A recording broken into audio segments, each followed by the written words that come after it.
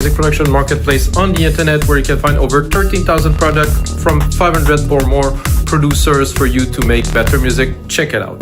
So guys, in this episode 271, I will make some trance. And you might ask, why is this guy's making all these genres? Basically, I've been making electronic music for over 20 years.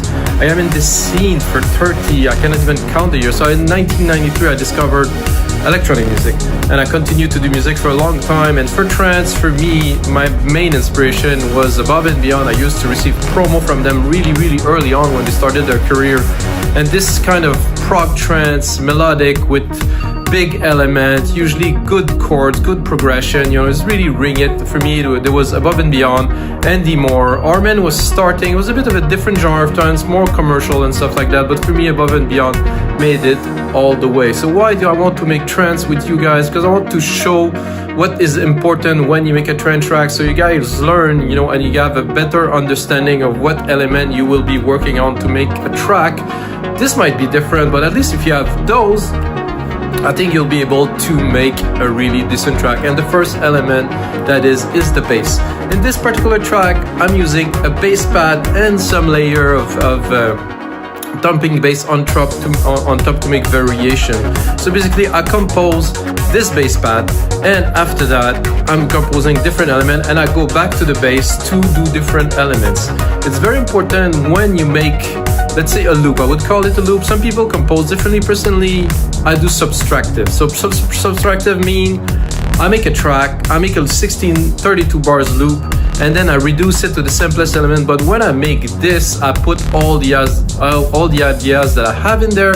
So I'm sure when I pull back, I will have all the elements that I need to mix the track. So first step, create this big loop. Second step, build more arrangement. Third step, probably put more intricate parts, do automation and things like that, guys. So in this episode, you're gonna learn a whole lot. Let's jump into it. So right, guys, let's get started on this trance track. On the headphones, of course. Drop the volume of the speakers. I started a little bit, so I made a drum beat. Pretty simple drum beat. It is a start to the track, 132 BPM, of course, 96 kilohertz. Always better to make music with a higher resolution, guys. If you can, if your computer is capable of something like that, guys, go for it. It makes a huge difference when you mix. You have more headrooms, everything is cleaner, everything's clearer. 96K is the way to go. And I'm using Sylenth one because I think it is somehow the best synth to do this type. So let's listen to the beat.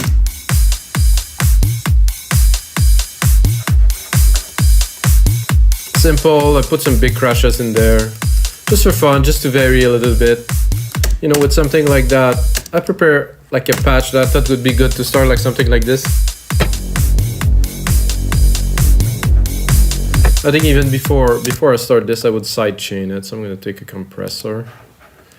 Gonna go into the sidechain here, instrument, kick one, which is the kick that I hear.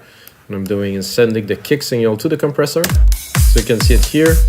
I'm gonna set the attack and the release to very fast.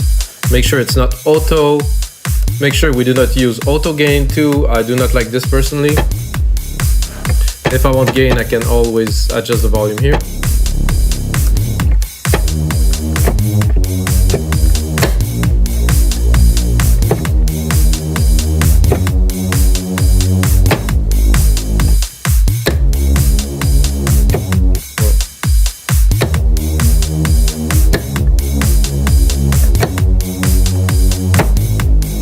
So that's something that I didn't mind. Oh, I'm gonna restart again here.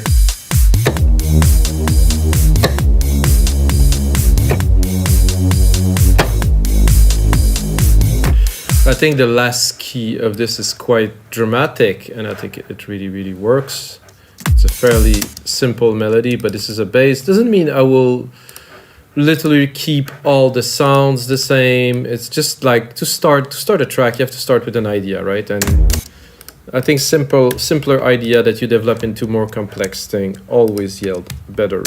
I'm thinking right away, I would take that, replicate it, keep this little progression we just created here, take it to a whole octave higher and replicate it 9, 10, 12. 12 semitone. So now we have a chord. Ooh, I like the slow release of this one. This is a slow attack, sorry. I think I will bring it a little bit more.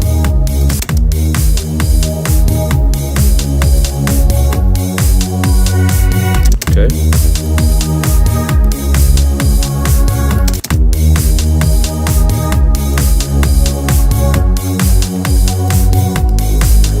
Like this. We could also, if we want to go a bit deeper, we can go on the octave of the oscillator. See, this was a bit high. If I lower it one octave here, a bit richer, we get a bit more tone. Let's bring it back.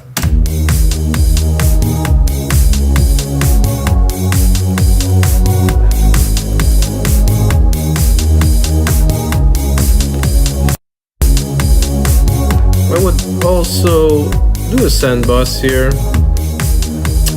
Take this send here, put a big reverb, which I like, which is always silver reverb here. My grandiose preset. I'm gonna send a little bit of the pad to it. Make it a bit bigger, a bit wider. Not too much.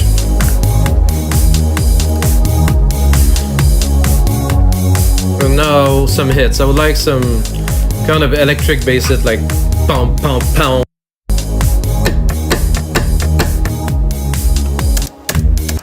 I like this, very simple. And then we're gonna put a different bass on it.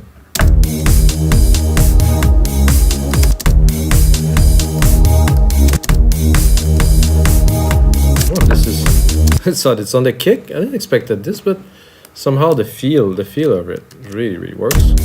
I actually love this.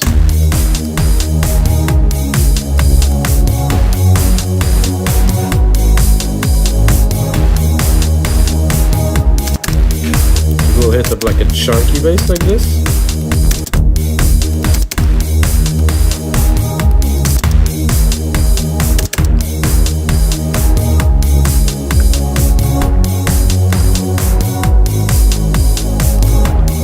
I think now we're gonna go into an ARP. That's not necessarily gonna be an ARP. Let's say I will use the keys that I use here, and I will create like a melody with them. I think it's always a safe bet to reuse. So it will have familiarity because of course it is the same keys, and at the same time I can create an ARP that will be my own, that will be with a sequence that I create.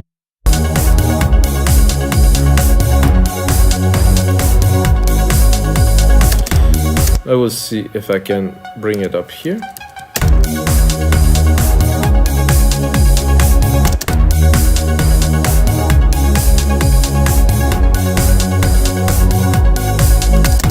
And bring this one down here.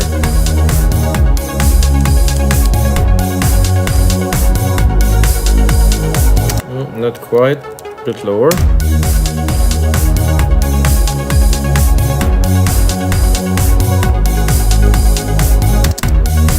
So I can do this, I can do command join, create one MIDI part.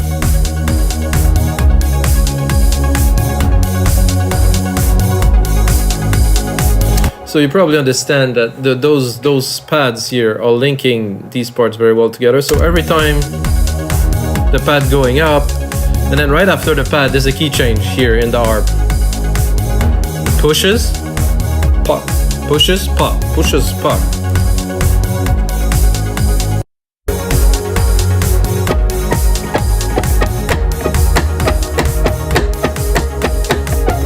Yeah, something like that I think would work.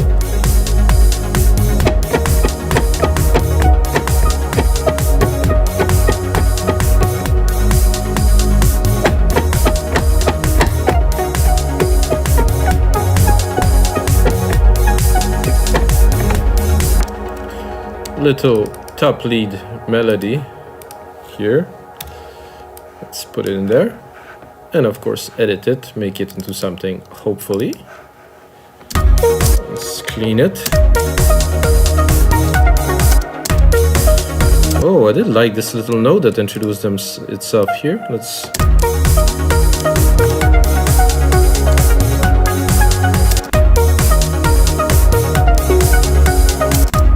This one...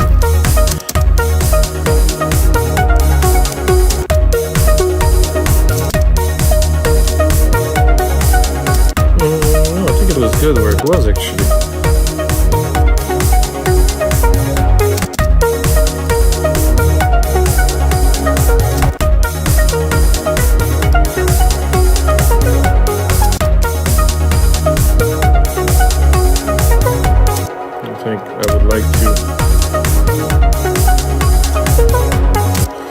I would like to repeat the little effect I got there.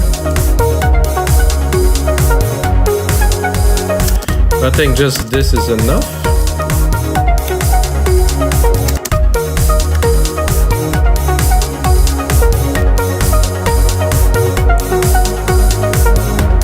Dun, dun, dun, dun.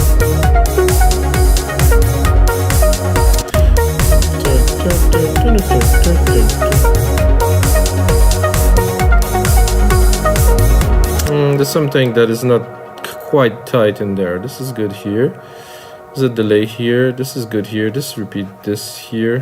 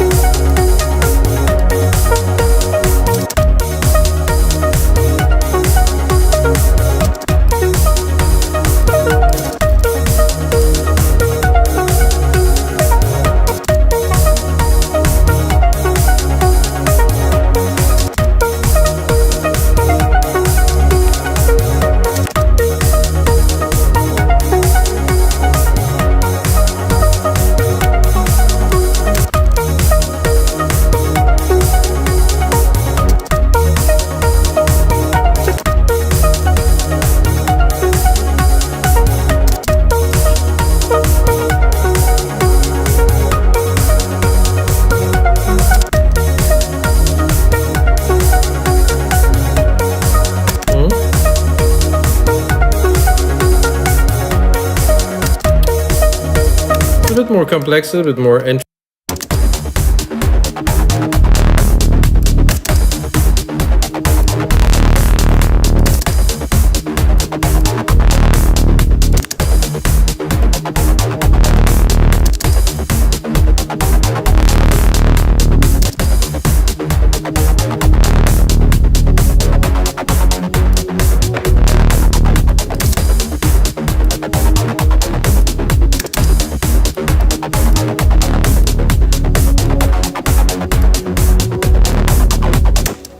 Okay, this is getting there.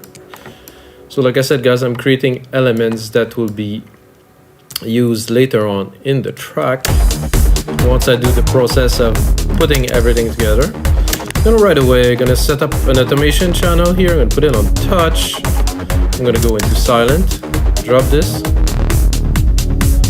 So then I will have control. You do A to show the automations. You go here, Sylenth one cut off. So we can play with it.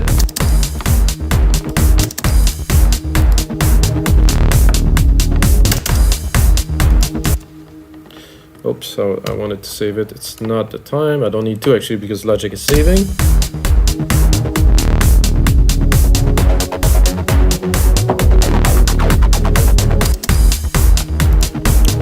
I could also, like earlier, look at the keys here. So we're gonna look at the keys we are. And this is the key of the bass that I was just playing here. And I think it would be good if I would take it up here.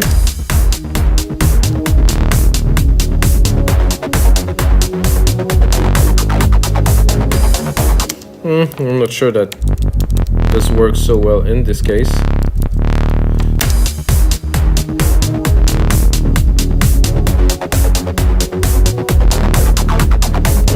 It does actually.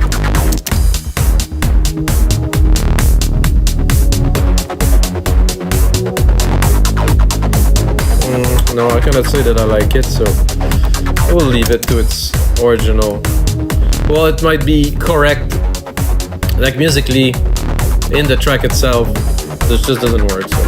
So with all this, I'm gonna bring back some of the elements. This lead here.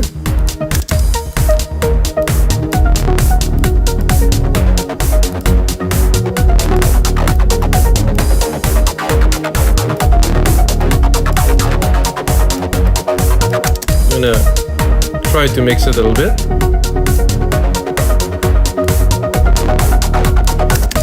A bit too much delay here.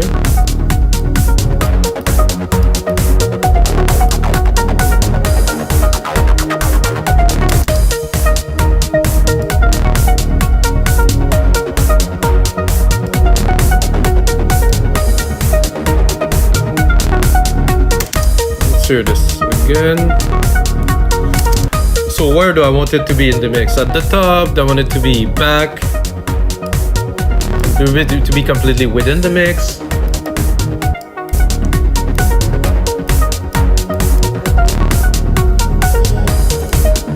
And then we have this main harp can put in the back. This I want it to be really in the back, in the groove.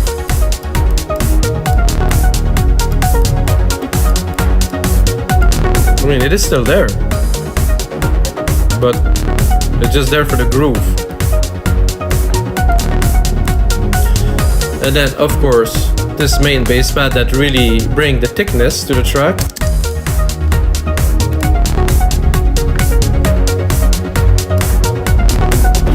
And guys, it's gonna be it for episode 271 of your live electronic music tutorials. I hope you guys enjoyed. Take a minute to smash that like button, drop a comment below, and until next time, may the sounds be with you.